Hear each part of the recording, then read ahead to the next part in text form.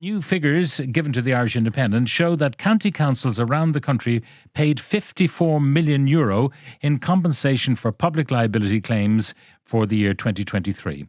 This figure is a 31% increase from the previous year, and the majority of the awards were due to falls and accidents on public footpaths.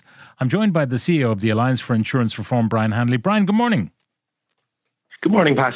Now, looking at these figures, can you make sense of them? So many claims, obviously in the cities and the larger population areas, the claims are higher, at 19 million in Dublin City Council's area, for example. But can you explain how so many people are tripping and falling and being compensated for that? Well, it certainly is. When you see a headline figure of a 30% increase in claim volumes in 12 months, it's little wonder people would be concerned about it. That said, I think Amy Malloy's article also suggests that maybe the increase is partly due to a COVID backlog of cases, maybe that needed to be settled and made their way through the system last year. Because overall, claim volumes have actually come down by about 35% between 2019 and 2023, and it's hard to think of reasons why local authorities would be an outlier. Well, except that they might be seen as an easy touch, a soft touch.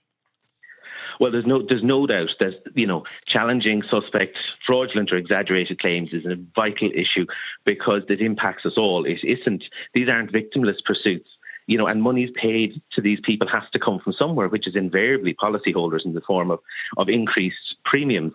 And I think you're right. I think we need to challenge those types of cases. As the article, there was a number of cases there where people were unsuccessful bringing claims because there is, and it nearly sounds old-fashioned now, but there is such a thing as an accident. And when somebody does hurt themselves, it isn't always somebody else's fault, and there isn't somebody else to blame or indeed to claim against. And I think it's really important that insurers don't settle suspect claims, because to do so is really short-term thinking. It sends out the wrong message, and we all end up paying for it over time. Now, do we know, maybe you can tell me this, do the councils insure themselves for this kind of thing, or do they actually have policies? So there's a collective, they are all insured by one organisation that they all part own. And so they all essentially own that underwriter.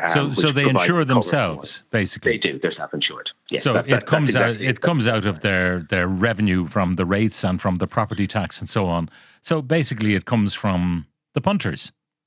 It absolutely comes from us. I thought one of the interesting things to note, though, as disappointing as a 30% increase was, I did note in the figures that whilst, the volume of claims went up by a third, the overall cost of settling them went up by half that. And I think perhaps that's because the personal injury guidelines were being used to settle some of those cases. And the guidelines, as you know, were introduced in 2021 to provide greater certainty and maybe more specificity to ensure that the actual injury and the award are better matched. And we know that when they're used, that the awards given out have come down by a third. Now, what is the defence that a council might offer when someone says, I tripped on a pavement that wasn't properly prepared? Or repaired? Is it the case that if it has not been brought to their attention that there is no liability? Well, I think that what we had was the introduction of a piece of legislation last year around the duty of care for occupiers, or in this case the council and the property and premises they're responsible for, essentially kind of codifying what Superior Court judgments would have said, that people are required to take, in a fair and proportionate way, greater responsibility for their own welfare when they're out and about. I think a good example of that would be when, if I'm coming out of the shops and I want to head down to my car and it's down an embankment, but if I choose not to take the steps that are provided and go down the grassy embankment and fall, well, it wouldn't be fair, reasonable or proportionate to then be successful in a claim against the proprietor of the business. We all have a certain degree of responsibility for ourselves when we're out and about. And so I think that, what we're seeing in some of the High Court cases mentioned in today's article is that there are such things as accidents, and people have a responsibility to look out for themselves when they're out and about. That isn't to say, obviously, if there is negligence by somebody and somebody's injured by it, that they wouldn't be compensated. But I think it's an important message that we are responsible for ourselves when we're out and about to exercise a reasonable and proportionate degree of care. But are councils obliged to maintain all of their property, the footpaths and the roads and so on, in such a condition that harm will come to nobody, be they someone with a disability, maybe a visual impairment, or someone who's wheeling a buggy, or someone who's on crutches, or whatever it might be, someone in a wheelchair? Do they have an obligation in law to actually have a pristine offering?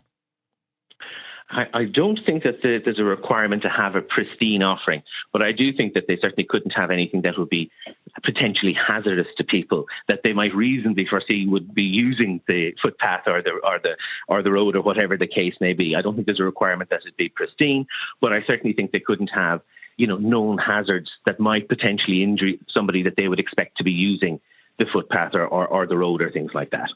Now, obviously, people who are visually impaired, there are all sorts of hazards, and it could be as simple as walking in dog poo, and the councils, are supposed to fine people and so on.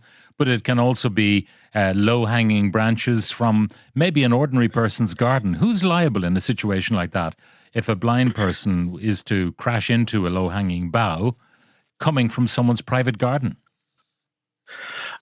Pat, truth be told, I couldn't actually tell you the answer to that question now in terms of who would be responsible for it. As you say, if it's coming from somebody's private property as opposed to, being on the public road, it may well be that... you're walking on the public road and the branch of the tree impedes, you don't know it, but a person on a bike or whatever would avoid it, but someone who's visually impaired would not see it and crash into it. Would it come from the householder's own insurance and their public liability policy, or would the council have to fork out?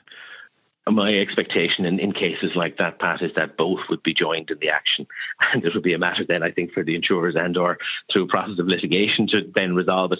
But I would think that both would be joined in an action at the outset, and it would go from there, because there's no doubt that there are those types of issues out there. But at the same time, we all know of cases and hear of people that have multiple claims. To be unfortunate enough to maybe have had 12 successful personal injury claims over a period of time, and it's those types of cases that we really need to take a firm view on. And I think the courts have. We have seen a number of cases now going through the courts recently. Indeed, we've seen people imprisoned by the courts for bringing fraudulent claims. Yeah. And I think that's appropriate, because these things come at a very significant cost, not just financial, but there can be a loss of amenity in terms of, we're not allowed to do that anymore because we've had a claim on it before. We all know stories like that. So I think it's really important we send out that message, because overall as well. Sorry, Pat, go on. No, I was going to ask you, we read nowadays in our newspapers regularly about cases that fall in court because CCTV has become available of someone who claims to have been mortally injured and in fact is sound in wind and limb. And I'm wondering to what extent the councils use CCTV to have a look at trips and so on, and go all the way and fight people in court. Because there's one thing that is a deterrent. It's the prospect of not alone losing in court, but having to pay the costs of the other side. I absolutely agree. And we have seen an increase in the number of last-minute withdrawals of claims. And I think it's really important that costs are fairly addressed in those circumstances. Because it would be unfair if somebody was challenging the claim to end up footing their own bill. There has to be some incentive. We need to encourage insurance companies, including the councils, to properly resource their fraud detection and prevention units so that they're in a position to review CCTV, which is ubiquitous now, and you'd imagine could be used in many cases, so they don't settle in the short term, but they actually properly resource those offices and those units within their insurer to tackle those cases on our behalf. Sorry, Brian, are you still there? Yes, we lost you there for just a millisecond. I'm wondering about a few other things that people come across regularly and where the responsibility lies.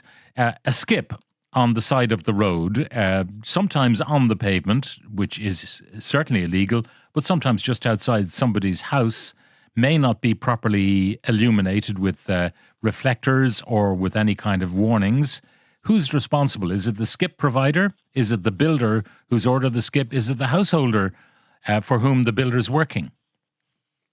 It's no surprise that when I see central bank data coming out that 70% of cases are settled via litigation, it's because matters like this arise where there can be multiple parties involved, that all might share in a degree of responsibility in terms of, like, if the skip or the product itself wasn't up to standard, that's an issue, but also who placed it and where was it placed, and so on. So these things very much tend to fall on their individual facts.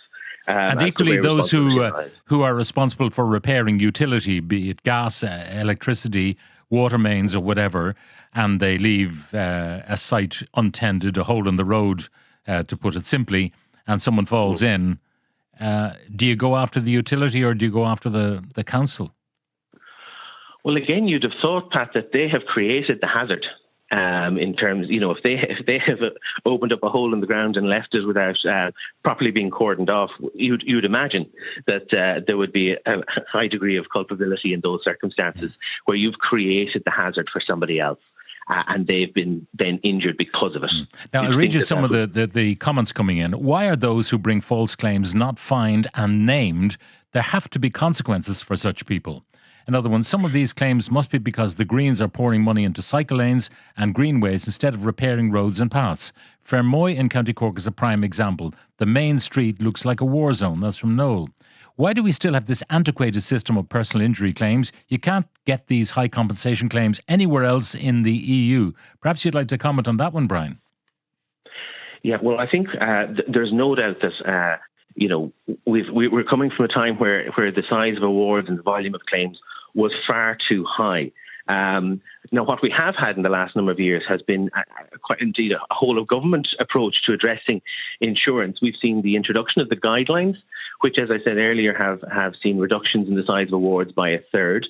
We know there was the establishment of a Garda Insurance Fraud Coordination Office to help address and tackle suspected fraudulent claims. But of course, they can only investigate what's reported to them. So that's why I think it's so important they are reported.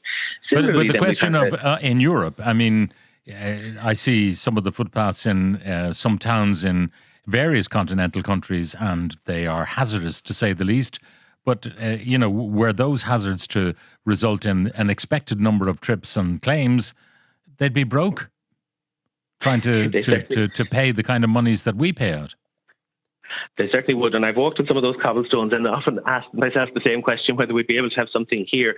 But I think the culture does need to shift. And I think it's really important that we do see more cases coming to the courts and being reported in the papers, that it sends out the message that it isn't acceptable, that unfair claims do hurt everybody. And I would hope that there'd be a societal shift such that, like, making a fraudulent or vexatious claim becomes as socially unacceptable as smoking indoors. I mean, that's where we need to get to with this, because it's not a free pass to get a few grand and don't worry about it. Sure, it's just the insurer. It's you, I, and all your listeners that are paying for those. I'll read you some more of the comments in conclusion. A while ago, I attempted to report online loose paving on a Dublin 2 side street. The process was quite clunky and I gave up and sent an email in instead.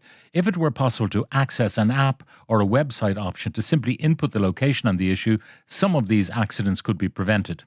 Philip says, I have a shop in Dublin. Last week, an elderly man on a walking stick got his stick caught in the footpath, sustained a fractured hip. He's in his 80s. Now he's ended up in a home near Beaumont Hospital for a minimum of 6 weeks. Surely it would cost less to repair the footpath than pay the medical expenses for this man. This year, we've had a woman break her pelvis, a woman break her wrist, and 2 shoulder injuries, all because we can't get the footpaths repaired. It's madness.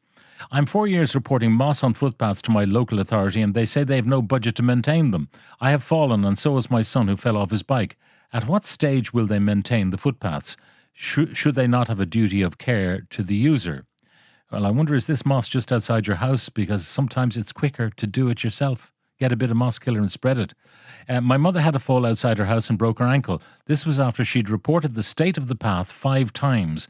Councils are responsible for the upkeep of the path and the roads.